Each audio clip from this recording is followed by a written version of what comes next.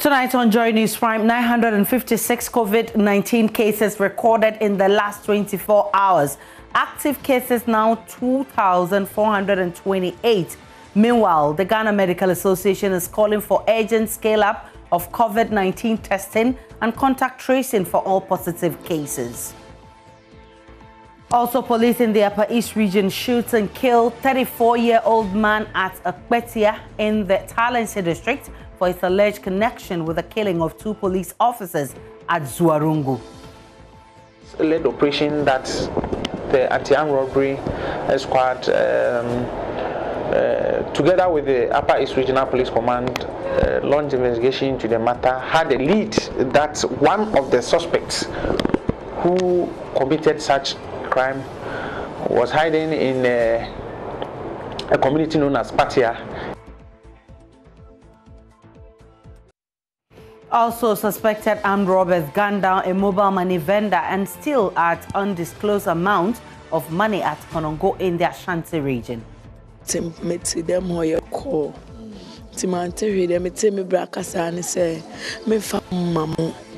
she's telling me that she was in a room making a call, and all that she had was that confrontation between him and the assailants, and they saying that he should give them something. The police promises to reward anyone who volunteers information leading to arrest of suspects. And in business, the economy grows by 6.6% ending the third quarter of this year. That's according to the Ghana Statistical Service, the highest since 2019. Specifically with the third quarter 2020 standing at 40,440.3 million, increasing by about 3,000 million to 43,093.5 million for the third quarter of 2021. And as Ghana gets lit up for the Yuletide, we will tell you about Christmas trees in Accra made from plastic bottles. Christmas is also about giving, it's about giving gifts to people, as God gave us Christ. So it's also a way for us to remind ourselves to give the environment the best treatment it deserves. Yes. My name is Aisha Ibrahim. Joy News Prime is coming to you live from our studios in Kokomlemle. We're on DTT because we're free to air. We're on GoTV channel 144 and DSTV channel 421. We are your home of independent, fearless and credible journalism. Please stay for details.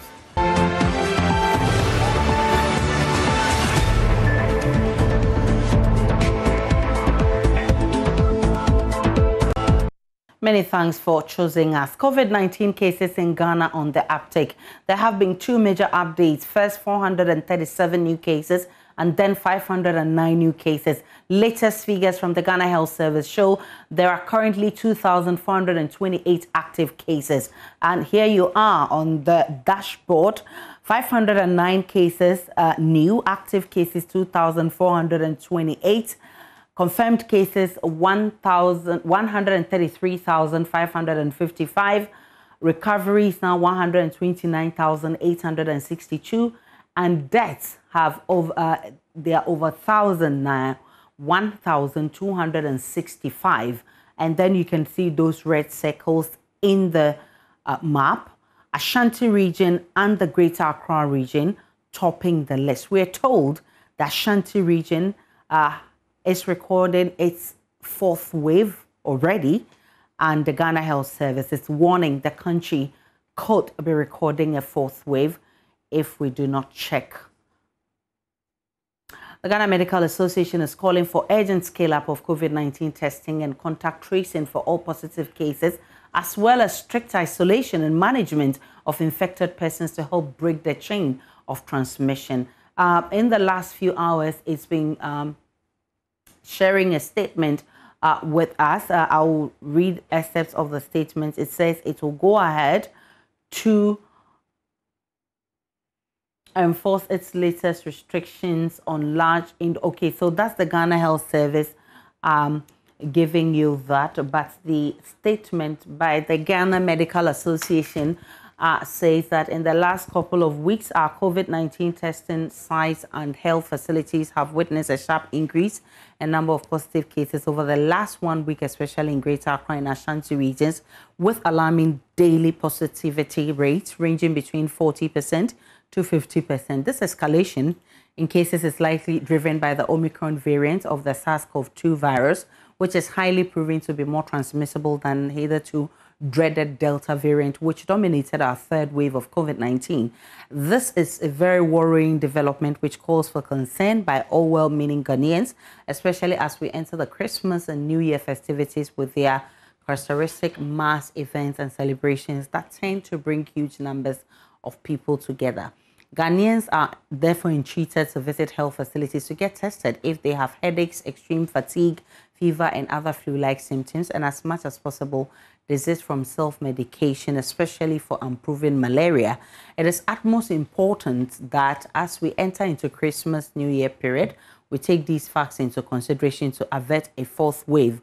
One, the COVID-19 pandemic still poses an existential challenge to health of all persons living in the country. Two, the escalation of cases of the disease, if not checked, has the potential of further weakening already fragile health system. Three, the non-adherence to preventive measures, especially during this festive season, has the potential to further escalate the spread of the disease and its attendant consequences for individuals, families, and the country as a whole. All Ghanaians should take advantage of the Ghana Health Service, for that matter, government's drive to vaccinate all Ghanaians of age 15 years and above. The Ghana Medical Association also calls on central government, Ghana Police Service, Metropolitan Municipal District Assemblies, as well as the Ghana Tourism Authority to strictly enforce all COVID-19 protocols at all events and celebrations and bring all offenders to book without fear or favor to prevent a potential deadly fourth wave of COVID-19 in the country. As a matter of urgency,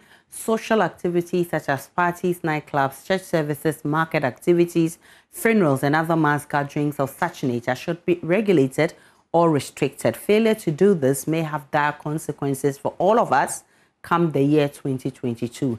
Government should also ensure prompt, continuous, and adequate supply and distribution of PPE to all health workers in the various health institutions. The GMA calls for an urgent scale-up of COVID-19 testing and contact tracing for all positive cases, as well as strict isolation and management of all infected persons to help break the chain of transmission. The Ministry of Health, Ghana Health Service, and National Commission for Civic Education should relaunch the intensified COVID-19 education. The GMA urges all media houses continue their good work on COVID-19 public education. And the GMA entreats all Ghanaians to take their personal safety into their hands by adhering strictly to all the COVID-19 safety protocols. We celebrate the birth of Christ and the New Year. We wish Ghanaians best of tidings for Christmas season and prosperous New Year. And is signed by Dr. Frank Srebo, who is president, and Dr. Titus Bayu, who is general secretary. Meanwhile, the Ghana Health Service says it will go ahead to enforce its latest restrictions on large indoor events this Christmas, despite a pushback by some event organizers who say it is too late to cancel their shows. The Health Service served notice that it will not allow large indoor events following the latest spikes in the country's COVID cases. Ghana's active COVID-19 cases currently has gone up, and this is the highest jump in new infections since the end of the third wave. Well, this afternoon, the Ghana Health Service says it is working with Ghana Tourism Authority to enforce its latest restrictions on large indoor events. We are encouraging only open door events as short as possible, and so we have a team that we're working with the tourism board, but as much as possible, everybody must avoid an indoor event. But Dr. Kumabwaji, there are a lot of indoor events being advertised. What is going to happen? I mean, you've talked about you teaming up with the Ghana Tourism Authority. What are you going to do now? Yesterday there was an indoor event. There will be indoor events, on the 24th, 25th, 26th. What are you going to do about these indoor events? Well, we'll recommend that you do it in an open space for the sake of all Ghanaians. If it can't, we are working with tourism board, who are the authority to engage such people and also give them. And we are working very closely together. So if it can't be done in the open space, around that time, would the event still come off? I say we will continue to engage. Yes, but I want to understand something. So, as you engage... Well, it should be in the interest of all of us that such an event doesn't take place. But I say that we are not going to say, by all means, don't do it. We have the process of engagement and providing alternatives for such events to take place. Alternatives. And the alternatives will be change of venue. An open space. An open space. Where it's safer. Where we feel all feel safer. Okay. Get on Zoom and speak with Dr. Peter Kwashi, who is a senior research fellow and virologist at the West African Center for Cell Biology of Infectious Pathogens, WACBIC. I'm grateful for your time, Dr. Kwashi. Good evening. Right. What could be accounting for the dramatic shoot in infections in the last 24 hours? Well, I mean, we are recording a dramatic rise within the last 24 hours, but that doesn't mean that it's what we're detecting. What it means is that we actually have a very high current load in the country. It's just that now we are starting to see it. And we've seen, it's very likely that this could be Omicron, because we saw how it rose up very quickly in South Africa. It rose up very quickly in Europe. And within a matter of weeks, it was dominating all samples. Of course, currently, with the sequencing data we have to date, Omicron is not the majority. It's still the Delta variant. But what this is telling us that likely in our ongoing run, which is the data is going to come out soon, I suspect that we'll find that Omicron has already started to become dominant. And looking at the statement from the Ghana Medical Association, this is actually reflective of what I know personally. Some of the tests that we do as part of our screening exercises, in terms of antigen tests, for instance, normally you wouldn't see more than 20% positivity rate. We're seeing something around 50% positivity rate. And I just got off the phone with a colleague who owns a testing facility, and they're seeing almost up to 80% positivity rate in some instances. So this tells us that it's not that we are about to go into a wave. We are probably at the beginning of a wave, if not already in it. And because this particular variant really spreads very quickly. How dangerous is this situation? So currently, the data on whether there's no data showing that it's more pathogenic than, let's say, Delta, right? But as with all of these variants, once it's more transmissible, then the number of people who get sick will become much more. And then there's a danger of overwhelming the health systems. I know that in the different formerly COVID-19 hospitals, they're starting to set up the treatment facilities again in preparation. So I will say that for probably the first, this is one of the first ways where we are trying to be very prepared for it.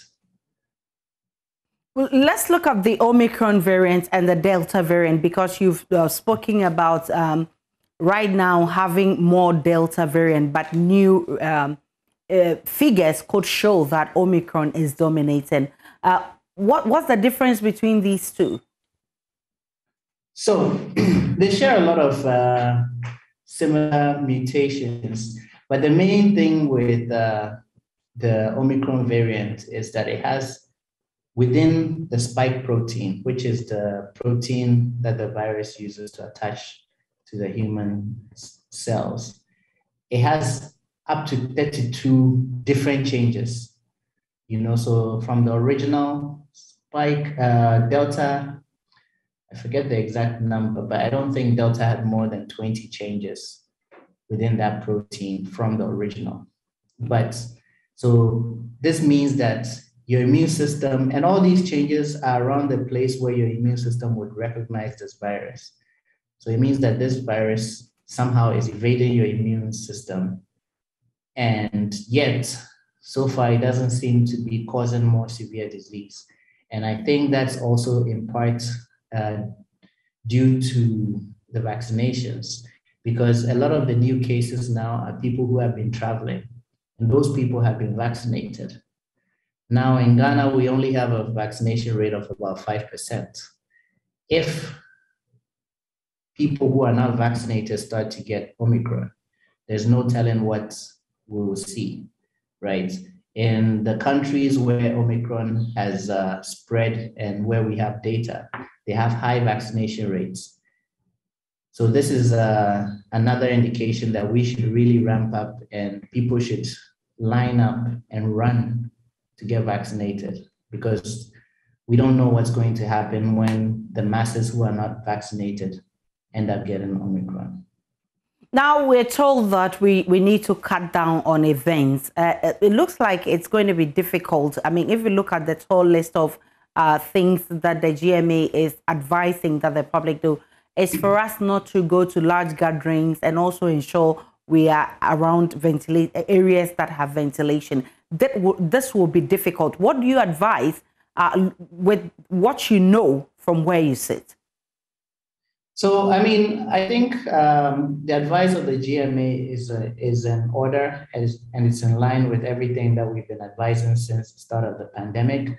And I agree that given what we saw last year, and given the way that people have really planned to celebrate this Christmas, I think it's going to be very difficult. Listening to the Director General of the Ghana Health Service, I think it's good that they're willing to engage, because yes, outdoor spaces is the best place to hold events since COVID came. And since it looks like some of these venues might have, or some of these events might be difficult to change the venues, then you would have to look at things like reducing the capacity. So if the event was for 10,000 people, typically what is done elsewhere is 50% capacity, maybe 20% capacity, things like that. I'm grateful for your time. Dr. Peter Kwashi, a Senior Research Fellow and Virologist at WACBIP. The Northeast region has missed its COVID-19 vaccination target of 381,701 persons for the year. The region currently, as of 20th December 2021, had vaccinated only 115,221 people after taking delivery of a total of 160,226 doses of all types of COVID-19 vaccines. The percentage of all persons who have so far taken at least one dose is 30.2%, and 16.9% are persons who have fully completed the COVID vaccination. The Regional Health Director, Dr. Abdullah Abubakar, speaking at a media engagement in the capital, Nalerugu, attributed the situation to hesitancy towards the vaccines and inadequate COVID-19 education in some parts of the region. Dr. Abdullah also provided details on the time and number of doses received since from March this year, when the vaccination started in the region. As we all know, the month of December had been declared as a month of COVID-19 vaccination. And so we took delivery of 8,500 doses of AstraZeneca, 43,200 doses of Johnson & Johnson, 13,902 doses of Pfizer, and 6,160 doses of Moderna. All this for the month of December. The regional director disclosed that the region couldn't achieve its vaccination target for the year despite receiving over 160,000 doses of all types of COVID-19 vaccines. Mr. Chairman, the Northeast region has a COVID vaccination target of 381,701. And currently, as at yesterday, 20th December 2021, the region has taken delivery of 160,226 doses of all types of COVID-19 vaccines and vaccinated 115,221 persons. The percentage of all persons who have so far taken at least one dose of COVID vaccine stands at 30.2%, and 16.9% are persons who have fully completed the COVID-19 vaccination. I would therefore like to state that we still have some stock of COVID-19 vaccine on our hands. Currently, we have about 16,133 doses. Dr. Abdullah ended his address by calling on all, especially members of the Public Health Emergency Management Committee, the media, chiefs, queen mothers, pastors, to support in getting the rest of the population in the region vaccinated. Before I take my seat, kindly permit me to re-emphasize that the current biggest health threat, as we all know, to our survival on this planet is this COVID-19 pandemic. But fortunately, we now have the vaccine for it. So I would like to make a passionate appeal to all our committee members who have not yet taken the vaccine to get vaccinated. Vaccination group Peace and Freedom Lovers Movement has vowed to legally fight government on the compulsory COVID-19 vaccination directive in court. The group says the President Akufo-Addo's new directive on compulsory vaccination for all travelers is ridiculous and unacceptable. A member of the movement, Reverend Bright Albright, says imposing fines on airlines that accept non-vaccinated passengers is draconian. Our message to the government is withdraw the forced vaccinations now or get remittances stopped. The mandatory vaccination on the right of entry into Ghana is unconstitutional, illegal, unreasonable, and therefore unacceptable. We also give the government of President Nana Akufo-Addo the benefit of 2 weeks to withdraw the new regime of forced vaccinations and cancel the surcharge levied against airlines. Failure to do so, we will see the Ghanaian diaspora stopping the transfer of remittances to Ghana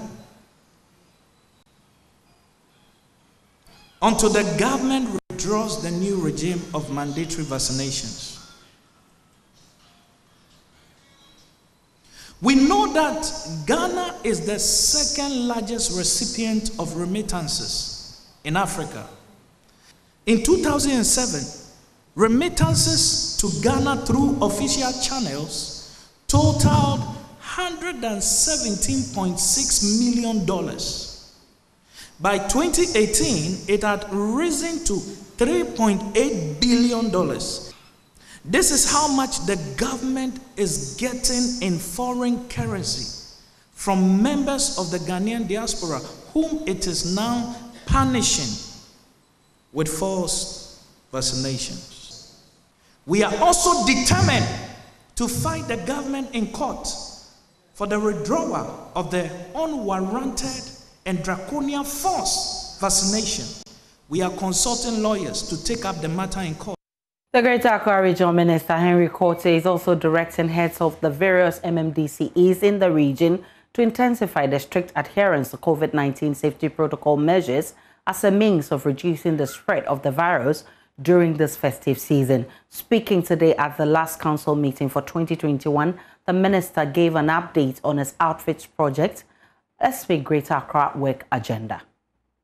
And as we roll into the new year, I've heard that some people say that, oh, Henry is gone to sleep. Henry is not sleeping at all. Henry is rather warming up.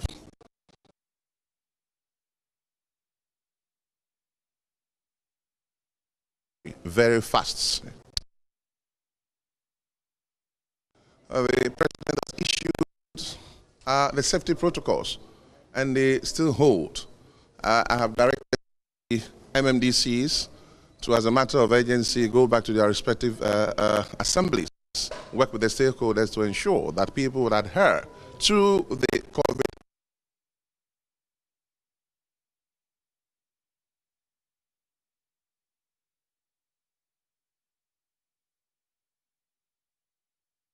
do some business in the few weeks that is left, which is understandable. So let nobody get it wrong.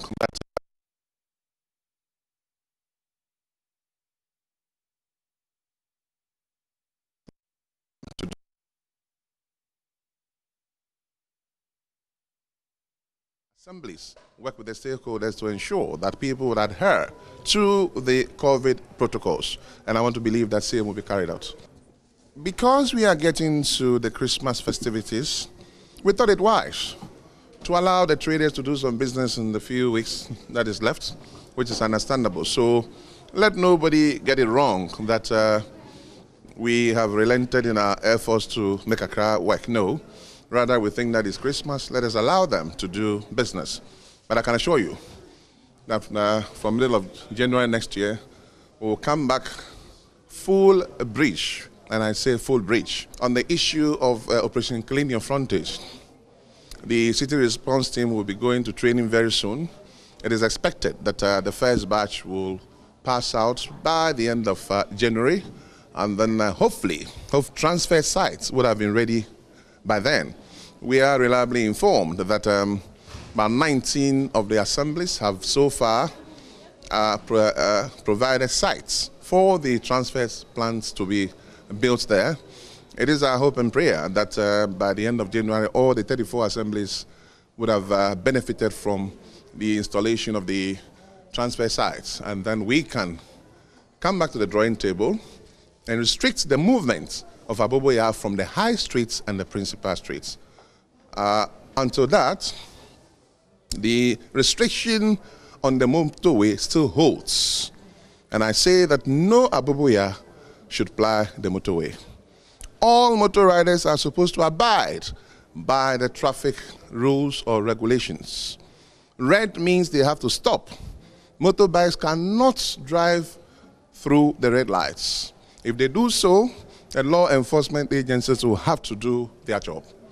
They must wear their protective gears and they must wear their helmets. And I repeat, all motorbikes cannot cross red lights going forward. Red means red. They have to stop. Away from COVID-19 and its related matters, police in the Upper East region have shot and killed a 34-year-old man at Spatia in the Talense district office for his alleged connection with the killing of 2 police officers at Zwarungu on the night of Wednesday, December 15.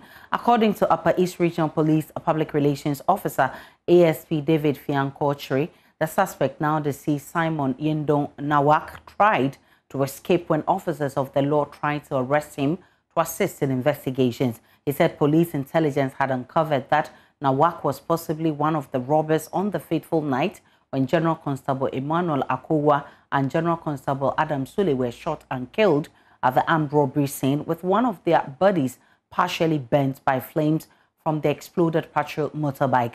But when Nawak was spotted by police and tailed to a drinking spot at Patia, he ignored verbal warnings from police to remain in his seat and rather tried to abscond. This forced police to shoot at him with the intent of mobilizing him for arrest, but the suspect died while on treatment in the hospital. However, the people of Shiaga in the Talense district, where the suspect Simon Yendong Nawak hails from, are accusing the police of killing an innocent citizen who had no record of crime. First, let's listen to Upper East Regional Police PRO David Fiankochri. The police, we told the public that we'll continue with our intelligence gathering and ensure that we arrest perpetrators of this very crime. It's one of these intelligence-led operations that the anti-armed robbery squad, together with the Upper East Regional Police Command, launched investigation into the matter, had a lead that one of the suspects who committed such crime was hiding in a community known as Patia in the Talense district. So police, on receipt of that information, we moved in and we actually met this gentleman with a pillion rider on a motorbike who just arrived and entered into a particular what we call a spot, a beer bar around the place, which was attached to a particular house. And on seeing the police, this gentleman took to his heels. Police gave him verbal warning to stop so that we can engage him. After the verbal warning, he still embarked on his action of trying to flee the police or prevent police from arresting him. We are joined via Zoom by a lawyer, Martin Kpebu, to tell us more on what he knows about immobilization. Mr. Kpebu, I'm grateful for your time. Great, Aisha. Yes, my pleasure. So, I mean, we've all known that police will sometimes shoot a suspect so that he will not flee the scene. But in this case, the suspect was shot dead. How does all of this come across to you? Okay, so Aisha, this, for the law, as you rightly stated, the police have, apart from the Criminal Offences Act, which allows them to use force in arrest, even including this killing, they have what we call the service instructions. It's another book, let me say, a fat book of rules on how the police run a lot of their operations. Now, that book says that you should to immobilize. Now, the thing is that you heard the PRO. He says they were trying to immobilize. Now, those are just the words alone. The citizens are saying, no, that's not what happened. They just killed him. So in that wise, maybe we can appeal to the Minister of Interior. Then he can do a ministerial committee of inquiry so that they can go into it, or the police administration itself. But you know that if the police administration itself is going into the inquiry, people will think there's bias. So it will be better that it is conducted and supervised by the Minister of Interior, like what was done in the Jura, so that we go into it, so that we can find out from the facts, the distance from which he was shot, where he was shot and all those. Was there an opportunity to immobilize him and they didn't use it, but rather chose to just kill him?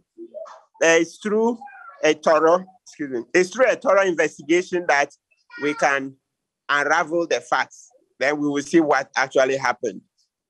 Then the law will be easy to apply. It's when you have the facts. If it's clear that they weren't immobilizing, then it means that they've breached the service instructions, yes, and the law, that's the Act 29. But if it turns out that they were immobilizing him, but it went wrong, then that one, the police are covered. Okay, lawyer Martin Kpebu is, he's been speaking to us on this one. And still to come in business, economy grows by 6.6%, ending third quarter of this year, according to the Ghana Statistical Service, the highest since 2019. Specifically, with the third quarter 2020 standing at 40,440.3 million, increasing by about 3,000 million to 43,093.5 million for the third quarter of 2021. You're welcome to Business. I'm Charles Aite. Ghana's economy witnessed significant growth in the third quarter of this year in terms of the gross domestic product. Data released by the Ghana Statistical Service shows that it recorded a 6.6% growth over the same period for last year. It is the highest since the third quarter of 2019. The government statistician, Professor Samuel Kobna-Ene, has been giving details to the reasons behind the growth. Again, looking at it from both an oil and a non-oil perspective, we see an increase of 6.6 percentage point between the third quarter 2020 and the third quarter 2021, specifically with the third quarter 2020 standing at 40,440.3 million, increasing by about 3,000 million to 43,093.5 million for the third quarter of 2021. From a non-oil perspective, you see also about a 3,000 million change between the third quarter 2020 and the third quarter 2021. Specifically with the third quarter 2020 being 36,823.7 million and the third quarter of 2021 being 39,000 974.4 million, indicating about 3,000 million and change between the third quarter 2020 and the third quarter 2021. The 6.6% growth rate that we've recorded for the third quarter of 2021 is about the closest that we've got even in the 2020 period when COVID-19 was just to set in. Indeed, in the first quarter of 2020, just ahead of the COVID-19, GDP for the period that is between the first quarter of 2019 and the first quarter of 2020, GDP was 7.0%. So this is the first time that we've recorded GDP growth rates that are higher than the GDP growth rate that we recorded throughout the COVID-19 period, and has even edged closer to the GDP growth rate that we recorded during the pre-COVID-19 era, keeping in mind that we did record about 9.0 growth rate in the first quarter of 2019. Now, in terms of how the various sectors performed, the services sector had the highest growth rate of 13.4%, followed by the agri sector with 9.2%. However, the industry sector contracted by 2%, indicating non-growth in the same period. Well, meanwhile, speaking earlier on Business Live, partner at Deloitte Ghana has attributed the contraction of the industry sector to challenges in the mining industry. We had issues with the small-scale mining, and even the large-scale mining have all resorted to what we call care and maintenance, because you can't predict the price of metals in the midst of pandemic. The only price or metal that has remained stable is gold. And so if you look at it broadly, the production of gold has not gone up significantly because we had challenges with COVID. And even with Omicron that we are having to battle with, some of these mining companies are going to continue the care and maintenance situation where they're still going to keep their staff at home and production is not going to continue. And so the contraction in the industry sector is mainly as a result of the contraction in the mining subsector, which we think that if we are not able to address the issue around COVID and the challenges that we are having in the small-scale mining sector, we're still going to have some contraction in the industry, in the mining subsector under the industry sector. Well, as government devises strategies to meet its revenue targets, including the controversial e-levy, there are many other areas to consider, especially when it comes to online trading. Experts there are pushing for regulation of trading activities within this ecospace. They say other countries like, the West are cashing in on value and volumes of transactions happening on such platforms. We have more on this report regarding the African Financial Traders Awards. According to the expert, about $2 million in financial transactions from the country are taking place on various FX platforms that are untraceable because they do not use the regular banking system. But a regulated national platform will be a game changer. Speaking at the African Financial Awards, the founder of the Women in Forex Trading Ghana, Gifty Anosika, indicated that the absence of an FX regulation and a local trading platform for that matter means that the state is losing a lot of revenue to other countries with these systems in place. There is a paradigm shift. The African continent is wide awake, aware and strategically changing the poverty narrative through the insurgence of digitalization, technology, innovation on the financial market. Many thanks to the African Financial Traders Organization led by Mrs. Alice Floratini. The African Financial Traders Awards is aimed at honoring institutions and personalities who've had exceptional impact on the financial front in forex and digital trading. In all, 35 individuals and institutions were honored at this year's award from 8 categories, including the Financial Market Broker of the Year and the Emerging Financial Technology of the Year. And that'll be it for business for this segment. We have sports coming up. Just stay with us. It's time for sports now. Nathaniel Ato, the man who loves sports, brings us the very latest from the world of sports. Hello, Nat.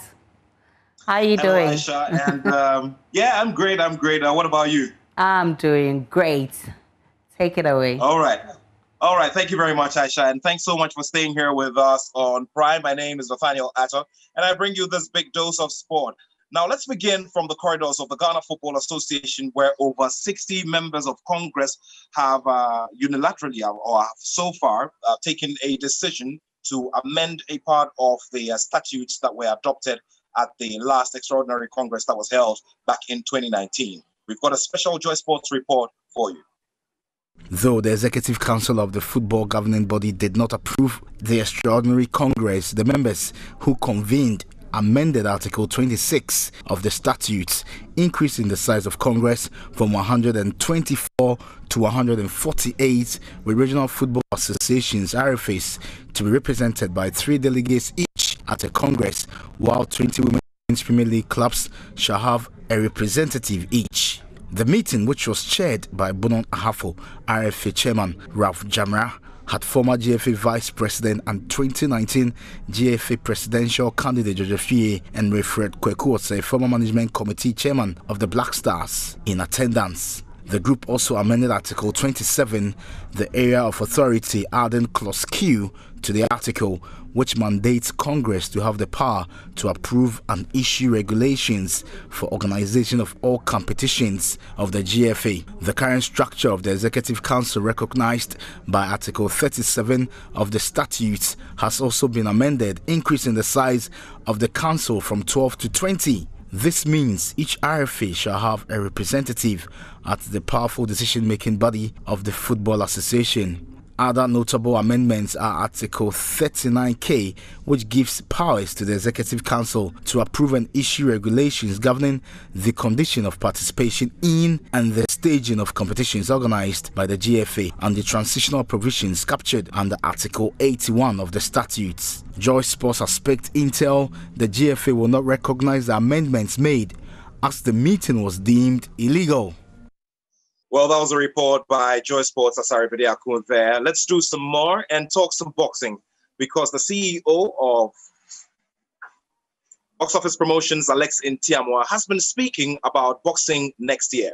Now, according to him, many big promotions are coming up which will give big opportunities to Ghanaian boxers. Alex Ntiamwa wants to see Ghanaian boxers take their sport more seriously and aim for the biggest, to put them up there among some of the biggest world beaters. He spoke to me earlier. I can tell you that I've seen these young guys, especially Afre Lamti, Daniel Gosh, and some of these young guys. They are very, very angry for success. They are pushing to the limit to be able to get the opportunity there. But it's not just a short journey. And most of the time, that's what I tell them, that there is no shortcut to success. They need to work hard as they are working, and they are just kids. I believe it takes maybe 3-4 years, maybe 5 years, maybe 6 years. Some, like Joshua, it took him about 13 years before he was able to achieve the highest level that he could achieve in boxing. So it's not about just rushing into fights or anger for little money from boxing that people want to entice them with. But if they have people who can advise them well, gradually they can move to that. I know Kome, some time back, he has been putting a lot of sacrifice into this boxing thing, you know, traveling, not having the kind of money that, you know, when you go out there to be used as an opponent that you can get. But the manager collaborated with some of the promoters. He has to spend his money and all that stuff to be able to get some good fights, but not being paid as at that level fight.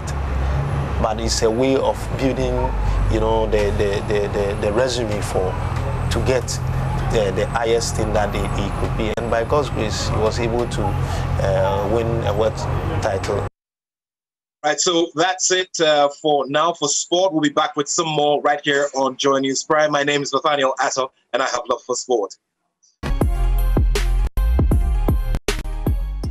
And it's time for showbiz.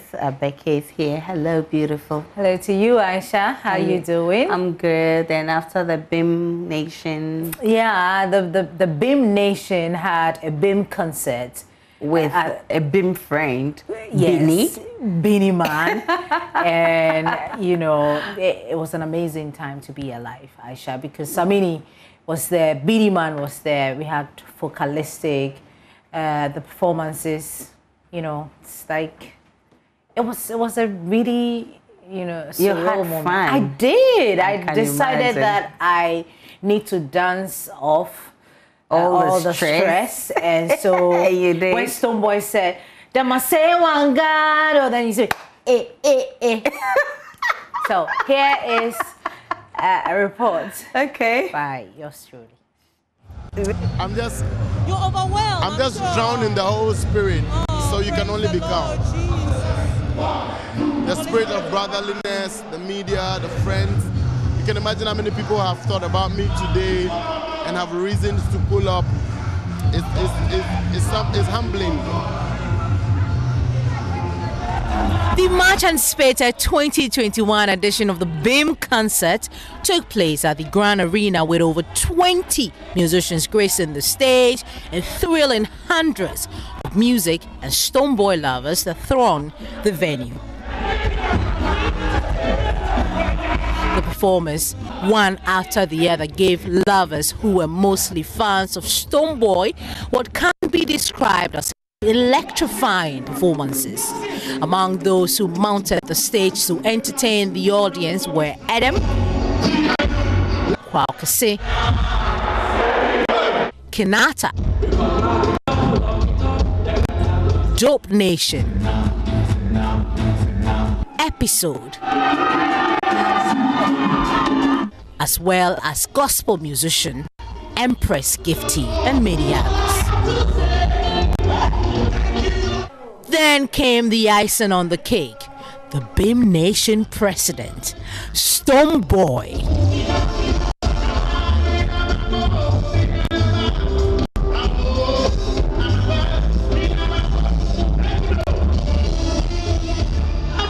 Guess what? The headline artist, Jamaica's Beanie Man, didn't disappoint. He brought the dancehall fire back into the auditorium.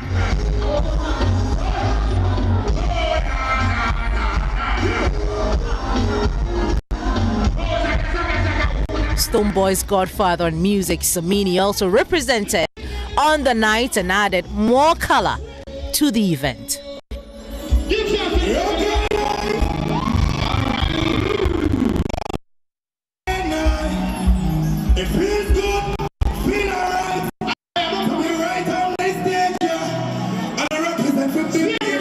International act Focalistic and Vic Mensa also came to show Stonebwoy some love. The event, dubbed Beam of Hope, according to organizers, exceeded expectations, and they expressed their gratitude to everyone that made it happen. Rebecca Darko for Joy News.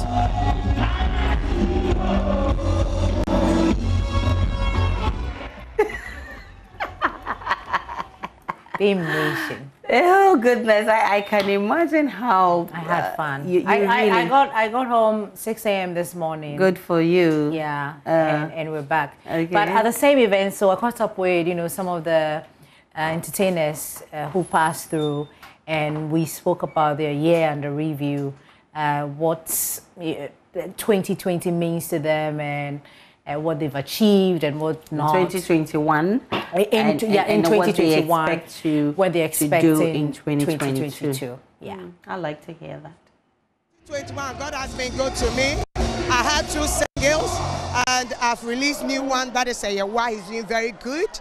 And I think 2021 I won most awards. I traveled, I went for tours. The cash also came. And also the connection also came. And I thank God for everything that He has done for me in 2021. He has been good to my ministry, and I'm so grateful. It's fine, everything is good. I'm not ready to share with everybody now. We're backstage, we're about to do show, but everything is tremendously fine. It's going really well. My current song is with Tiwa Savage, Coming Home. And the challenge is really hot on TikTok. People are loving it. I'm just having a good time, honestly speaking. Next year is my 10 years in the music industry, and I'm turning 30. So next year is going to be crazy. Okay. 10 good years in the music industry. Yes, honey. Where was I when you started? I don't know. Right here. But generally, how would you rate, you know, the year this year?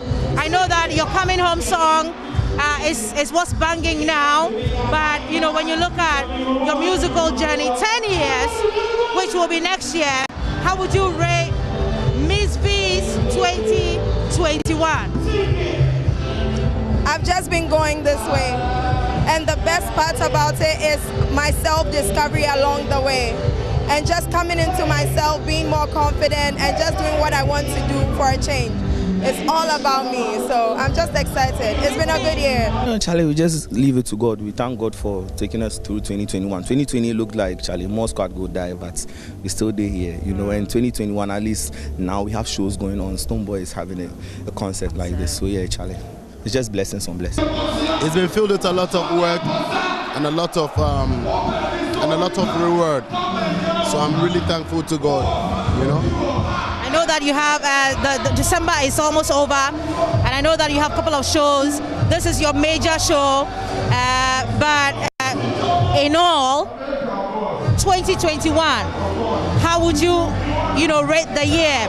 Which one will be like your peak moment of this year? I think I'll put it on today. Because today is what I have, today is what I see.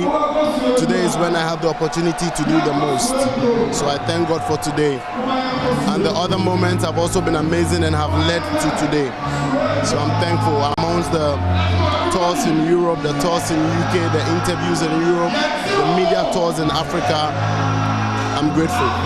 And the charity foundation, the skill training, the health screening, amongst family and friends, I'm grateful.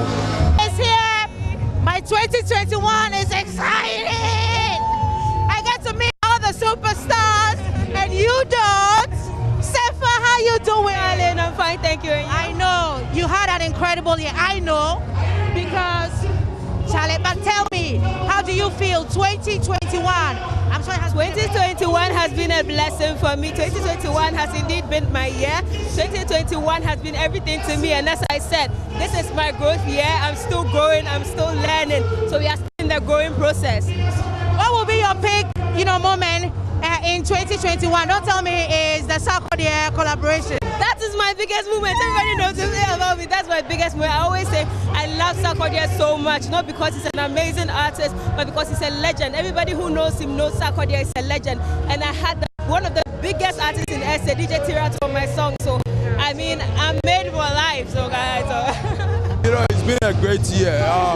The number one thing is we are still alive. You know, that's the biggest thing. But aside that, I think it's been a year that has come with a lot of transformations. You know, it's been a great year. You know, the challenges are worth it. We are still living and we're still doing what we do best. So it's good. It's a good year. Do you have like any peak moments for this year and any low moments that you can share with us? You know, me there, every time I try to make myself happy no matter the situation. But I think this year, you know, business-wise, to me, it's been good. You know, so like I chopped beds the other time. It was a lot of money, and it happened this year. So, you know, in a way, this year has been good. I think business-wise, music-wise, I've not been on my toes, but you know, in 2022, like people will see a lot of progress in the music side. It's been amazing for me, and I'm really grateful because one of the biggest highlights for me is winning the VMA, the Reggae Dancehall Artist of the Year. You know, so it tells the youth who's in the ghetto story that one day, no matter how hard it is, you're still gonna get there. And for me, I represent the ghetto, so this is for the ghetto. And yeah, 2022, we go take them. So what I really rely on is life, and so every year that I have life, I'm very grateful because life is what makes every other thing meaningful. So I'm grateful to be here. Okay, I like you were on fire. You were on fire.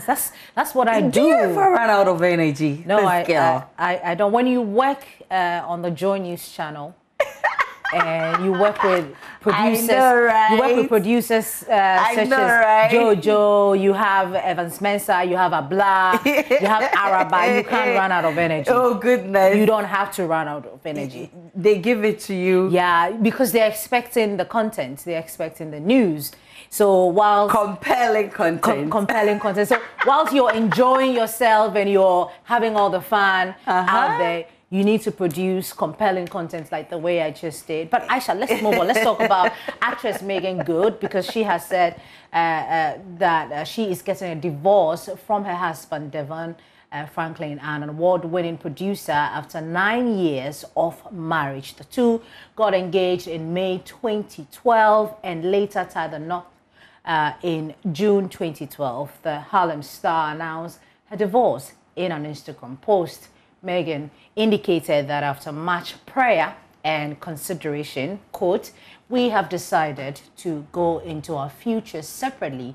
According to her, despite this decision, she will be forever connected to Devon Franklin.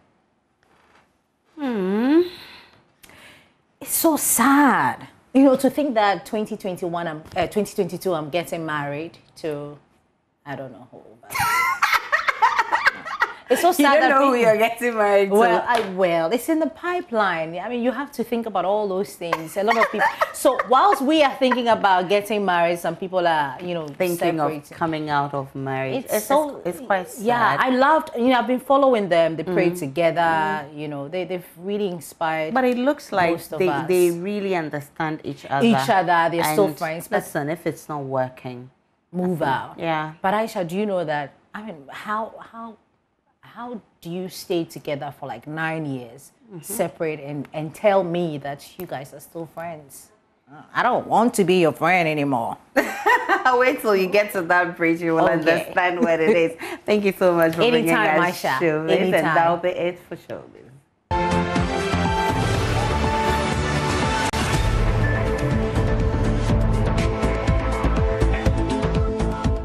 Welcome back to Joy News Prime. To the rest of our story. Suspected armed robbers have gunned down a mobile money vendor and stolen an undisclosed amount of money at Konongo in the Ashanti region. The two armed men, according to eyewitnesses, shot him in the chest after he refused to give them a bag containing money. Meanwhile, the regional police command has promised a reward for anyone who would volunteer information leading to the arrest of the suspect. Live FM's Erastus Donko is in that community and has filed this report. So this is the private vehicle of Edward Jamfi, the deceased. And this is where he normally parks because the road leading to his house is unmotorable. And so he parks here and walks about 50 meters to his house. So yesterday in the evening around 8:50, he parked his vehicle and walked over to his place of residence where he was shot. Two men accosted him just behind his house and demanded he hands over a bag containing money. This is where Edward Jamfi lives, and this is his mother's house. So where he lives is a boys' quarters. He passed through this lane to the boys' quarters, and we are learning that this is where he was killed. And in fact, he was followed right up to this end and accosted right here. And there are people who sleep in this room and they heard the conversation, what went on between him and the unknown assailants before he was gunned down right here. So you could see the blood spots right here. There is a pool of blood here, there is a pool of blood there, and some traces of blood here. Now, we're going to talk with this lady who was also sleeping in this room and heard the conversation that went on between him and the assailants.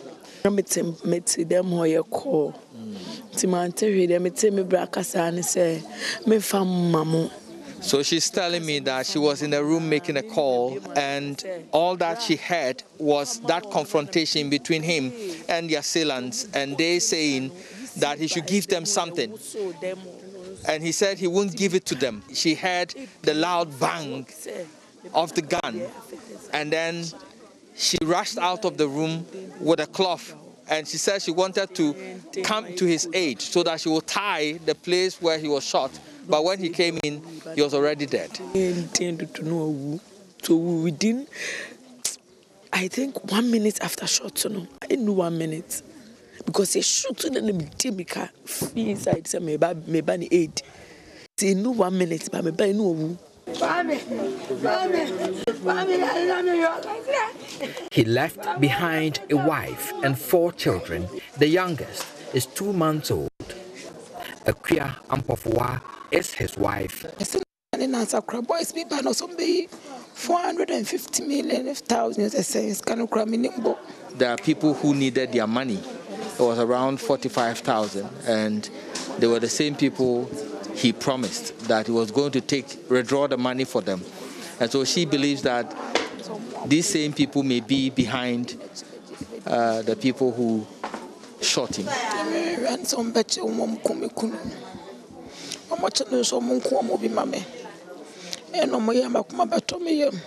The regional police commander, DCOP Afo Boachi Yadom, and his team have visited the crime scene and spoken with the affected family. Regional Police Public Relations Officer ASP Godwin Ahianyo promised a reward for anybody who will volunteer information leading to the arrest of the suspect. And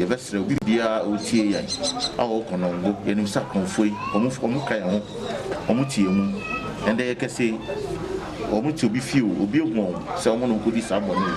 The regional commander say, put this information in the chat on phone, no officer. Reporting for Joy News, Erastus Asaredonko, Konongo, Ashanti region. The Upper West Commander of the Ghana Police Service, ACP Peter Ndekugri Anabugri, has assured the people of crime-free Yuletide.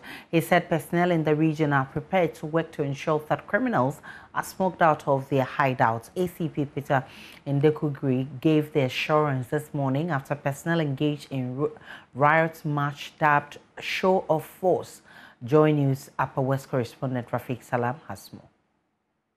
The personnel, smartly dressed to match the occasion, were divided into groups and spilled into the principal streets in the heart of the Wa Township.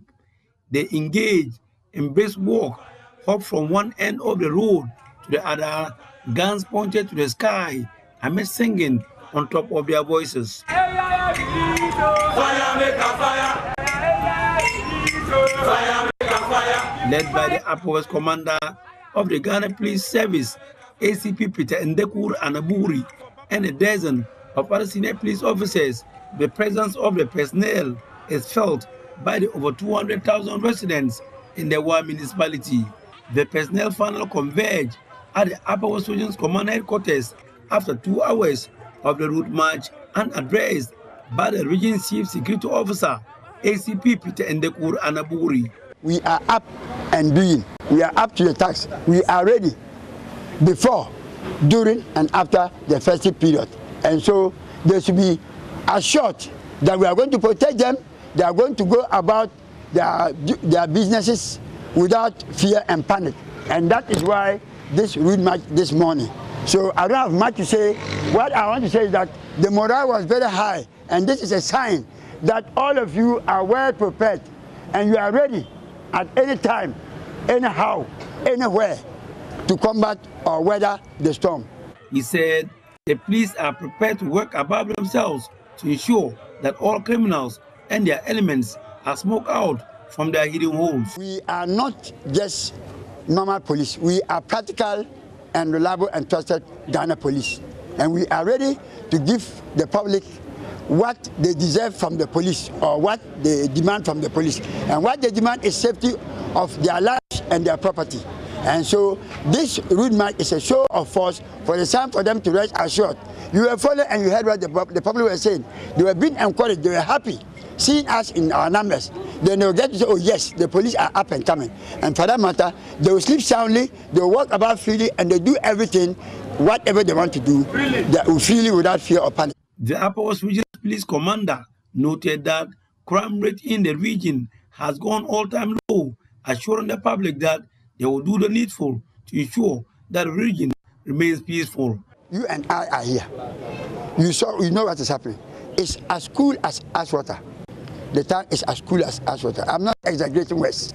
I'm not minusing West, and I'm telling you the truth, and you know the truth, that Upper West is as cool and is one of the most peaceful regions in the country.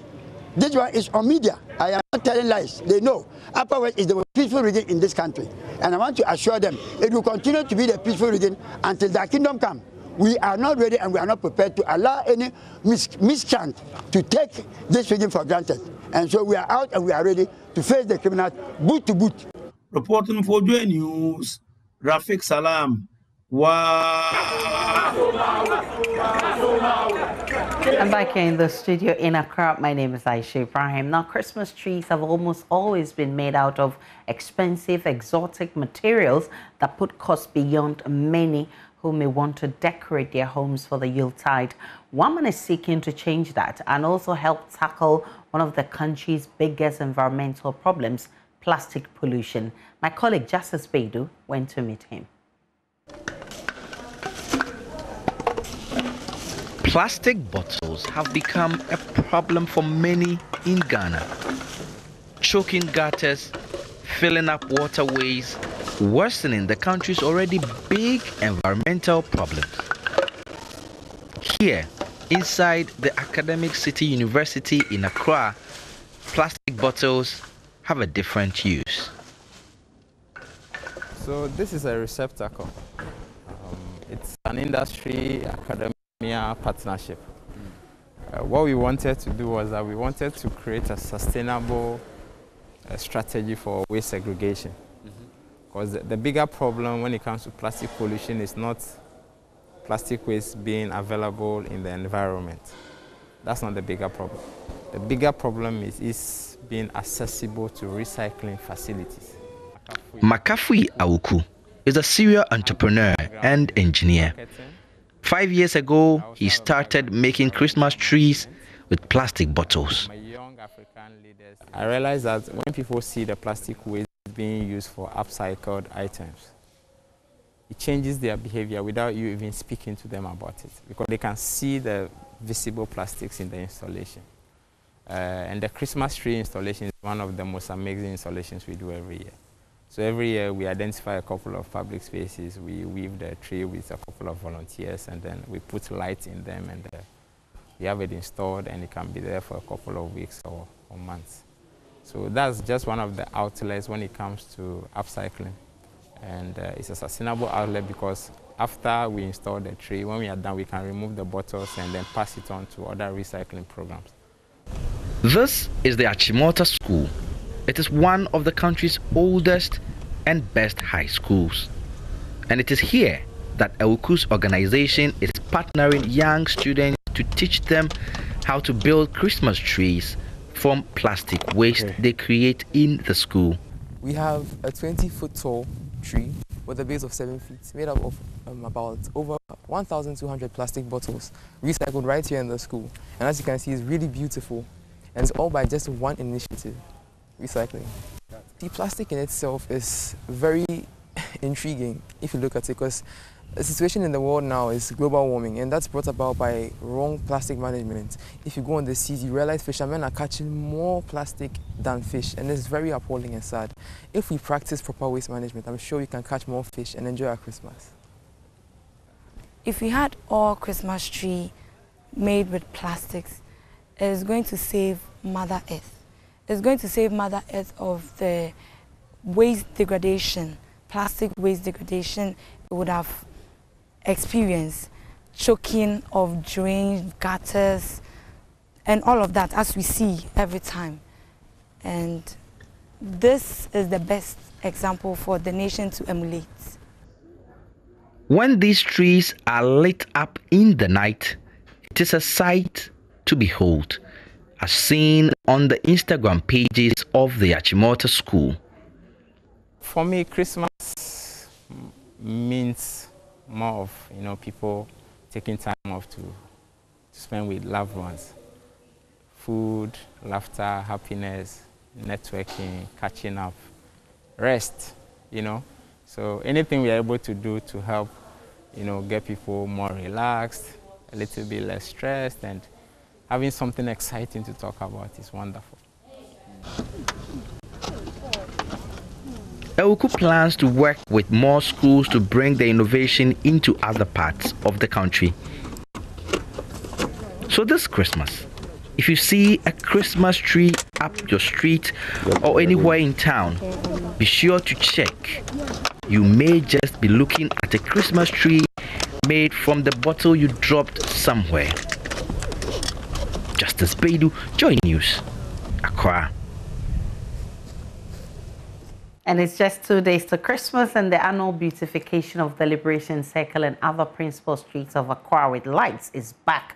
One of the people behind the transformation of the capital into a city of light, the CEO of Chandel Limited, Afi Amoro, who says most of the materials and designs used for the lights were locally made. She spoke to Joy News at the launch of a ceremony to hashtag Light Up Accra. Joy, peace, happiness, love, all these are positive things. Let's dwell on the positive things rather than drown ourselves in the mundane, because to every cloud there is a silver lining. Yeah, you'll be seeing Christmas related designs, but the beauty of it is that we have manufactured these things ourselves over here with hard-working artisans, and we are very happy that the foreign components has not been too heavy, and we have also Ghanaianized some of the products. If you go to the Ridge Runabouts, you'll find that a young man has used plastic bottles to create a Christmas tree. We gave him exposure, and this is what we want to do. We want to expose talents, young talents who come with that mentality of doing Ghana to make Ghana great, to make Greater Accra great. So when anybody has any assets, we are willing to look at your concepts and help you to give the platform for you to do what you are doing. Greater Accra Regional Minister Henry Kote, who was also at the event, urged populace to create long-lasting memories this festive season. This year's event promises to give Ghanaians a spectacular and exciting experience. This December, the Regional Coordinating Council, in partnership with Messrs. Chandel Limited and Malinlo, will light up the capital with beautiful illumination across the streets of Accra.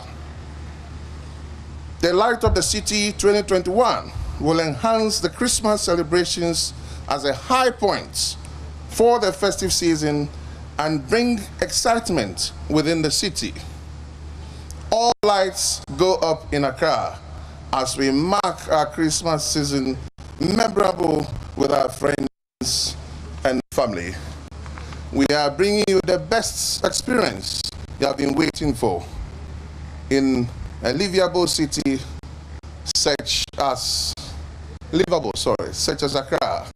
I will therefore urge the people of Greater Accra and even beyond to pin the fun and create beautiful and long-lasting memories at this year's event. We'll take a break on Joy News Prime. We'll bring you more business and sports. It's now time for business. The Ministry of Works and Housing says it is putting together a comprehensive policy framework to regulate the building and construction sector. According to the Deputy Minister, government is committed to providing the requisite support to the sector to thrive and achieve its full potential in a bid to grow the economy. He spoke at the official opening of H&M Manufacturing Limited to provide services to the built industry. We have more in this report.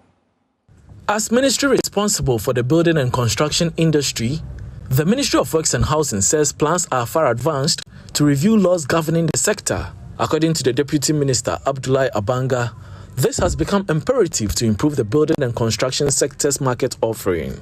Currently, the Ministry of Works and Housing has advanced with processes to review the building regulations, the Rent Act, that is Act 1963-220, the Architect Act, and also to pass the Condominium Bill and the National Housing Authority Bill. The board for the Real Estate Agency has also been constituted, and processes have been started for the establishment of the Real Estate Agency, which will regulate real estate agency practice, commercial transactions in real estate, including the sale, purchases, rental, and leasing of real estate and related fixed assets. Originally established in 2011 as a startup, H&M Manufacturing's official opening seeks to provide services to the built industry in Ghana. It is a trading company that occupies a prominent position in the construction marketplace in the country. Now Vanderpoy is the marketing manager at H&M Manufacturing. Our customers, they buy from us, they make the furniture, but the quality wasn't up to standard. We have these beautiful imported raw materials, but the quality was not up to standard. So for us, it was the most logical step to then start with a manufacturing company. Also, we have noticed that a lot of companies, let's say the real estates, hotels, they import their kitchens, their furnitures from abroad. You know, it's cumbersome. It's very complicated. If, let's say, you have a child who damaged your kitchen cabinet, something, you have to wait weeks before you can get that extra part. And you know, it's possible for it to be made in Ghana. So we started looking at options as to how can we start something like this in Ghana. And but as a company, you know, we are focused on quality. Quality is very important to us.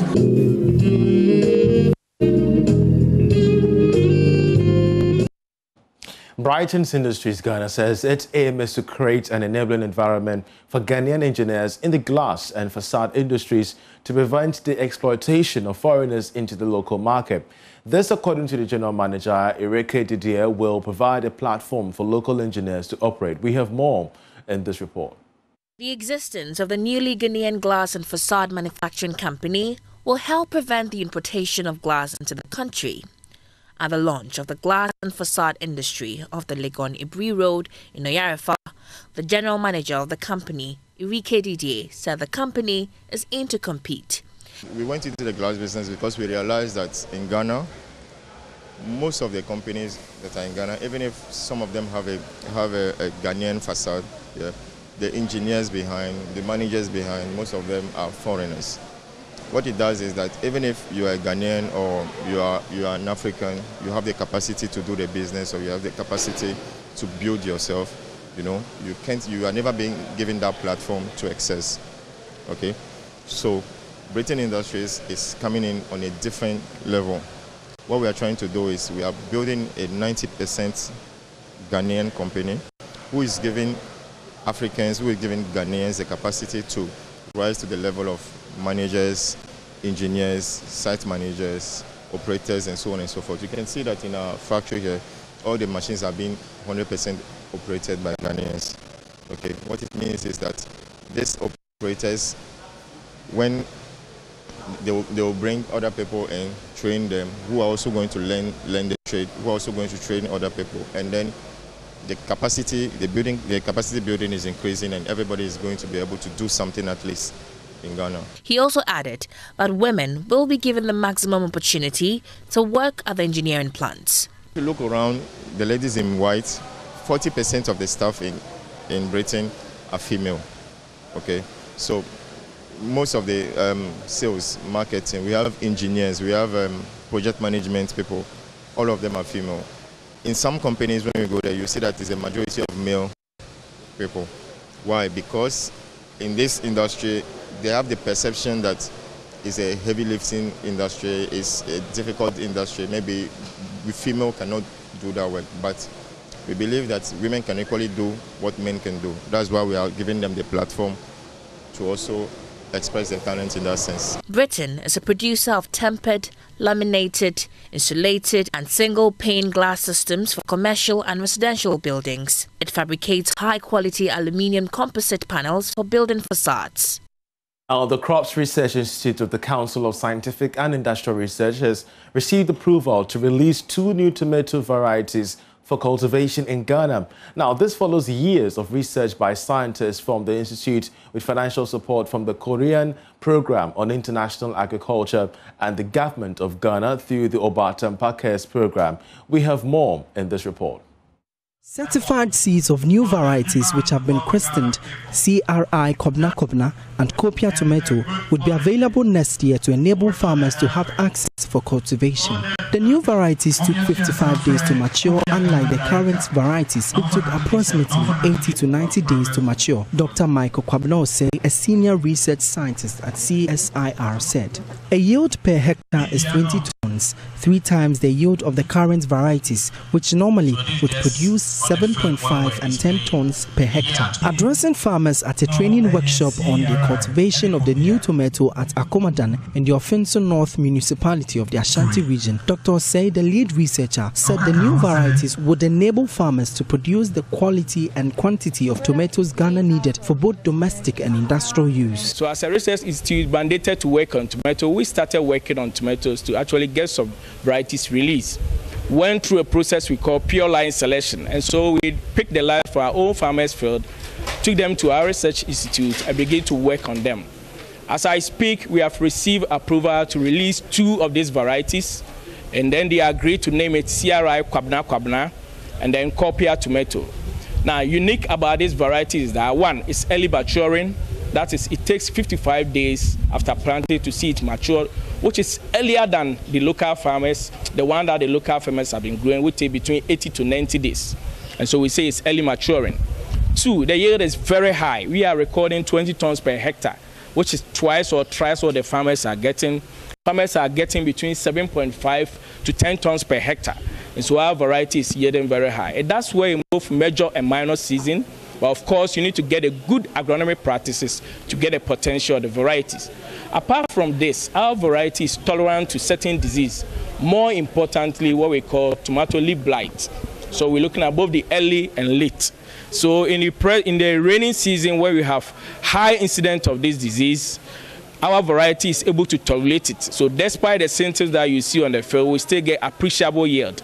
And so it makes our variety tolerant to leaf blight. Again, in terms of brace is total soluble solids. This is one requirement that most tomato processing factories look at. Our variety is given between 6.3 to 6.8 brace. What it means is that the total soluble solid is very high. The standard is usually between 4.8 and above. And so we believe it makes our variety a dual purpose, which means both the fresh market and the processing factory can use it. Mr. Lim Yong-taek, the Korean ambassador to Ghana, said achieving greater self-sufficiency in tomato production with enhanced productivity had become one of the urgent national tactics for the government. It was the reason Kopia and the CSIR-CRI embarked on a joint research to breed improved varieties of tomato that were adaptable to the Ghanaian market. To disseminate the new varieties to the Ghanaian farmers, so we continue to support in that regard. That'll be all for business, but we have sports coming next with Nathaniel Atto. In the meantime, do have a look at our international business summaries.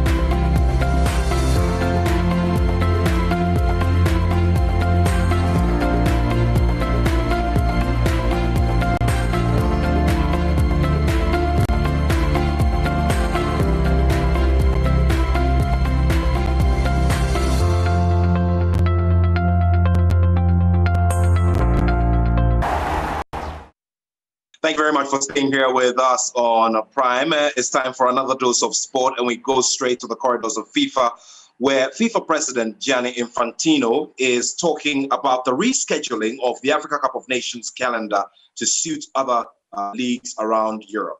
Now, he makes the argument that the scheduling of the Africa Cup of Nations in January every year has a very big effect on other leagues with African players applying their respective trades in other parts of the world. Now, he is suggesting that this is scheduled and held during the longer break, which is during autumn. But the spokesperson of the Ghana Football Association, who is mirroring the views of the Ghana FA, says that he disagrees with this suggestion. Let's take a listen to it. Well, this is not the first time we've had people express their opinion on the Africa Cup of Nations and the timing and all related issues. And it will not be the last time because the Africa Cup of Nations has been around since the foundation of football in Africa from 1957. We've built this brand from 1957 until now. We've had over 30 editions of the AFCON, and we have to respect the brand. Yes, the FIFA president can make his opinion known. I know even there are certain clubs who are reluctant in releasing their players. We respect all that, but the AFCON is the AFCON. We need to preserve the tradition of African football. So the position of the Ghana Football Association is simple, and our position is that we respect the decision of the Executive Council or the Executive Committee of CAF that the tournament should go ahead as scheduled. I've also listened to the CAF president, Dr. Patrice Motsepe, who says the tournament will go ahead according to schedule. And we cannot help but agree with these assertions from the leadership of football on the African continent. AFCON belongs to us. We must preserve and protect the integrity and the dignity of this brand, and that, as far as the FA is concerned, that is what we are seeking to push. Well, that was the spokesperson of Ghana FA, Henry Asante Jum, right there. Let's talk some amateur boxing now. And following the successful congress that was held at the weekend, the newly elected vice president of the Ghana Amateur Boxing Federation, Mr. Dauda Husseini, says that he will support the new president to achieve all said goals. Now, remember that Dauda Husseini overtook the incumbent vice president to win this position at the election that was held at the media center of the Accra Stadium last weekend. He's been speaking to Joy Sports. Of course, I'm going to support him a lot. Actually, I'm the first vice president and he is the president. So in terms of support, I'm going to support him in any way. Because the reason why I'm saying that is he cannot take decisions without me and I cannot take decisions without him. So we are going to collaborate so that we push boxing to the level it deserves. So in any way possible, we are going to do this together with him. This is a new administration. What are you going to do differently from the previous administration? Okay, like I told you, you see, one thing we have realized, which of course is killing the sports, is lack of, qualified officials, qualified trainers, and that is where we are, beginning to tackle.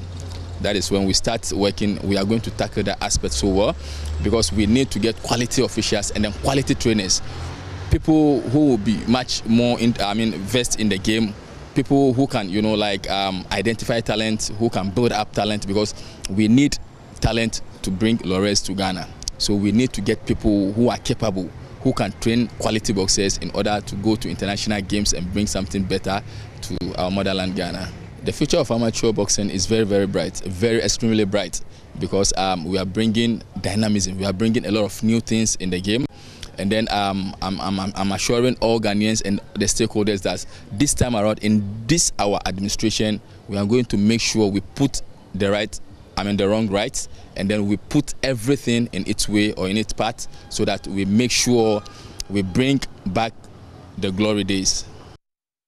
Well, that was Dauda Husseini, who is the newly elected vice president of the Ghana Boxing Federation, was in charge of the development of amateur boxing in the country. Now, he will be serving as vice president under the new administration of Bernard Quarte, who is an assistant superintendent of the Ghana Immigration Service. We'll be doing some more as we go along, but of course you can click on the sports page of byjoyonline.com for more stories. So that's it for sports for this evening's bulletin. Let me just hand you all over back to Aisha in the studio. Definitely, Nathaniel Atto. Thanks for the updates in sports. And that'll be it for the bulletin tonight. My name is Aisha Ibrahim. Many thanks for watching. For more news, you need to log on to myjoyonline.com. There's updates of all the developing stories. Enjoy the rest of our programs.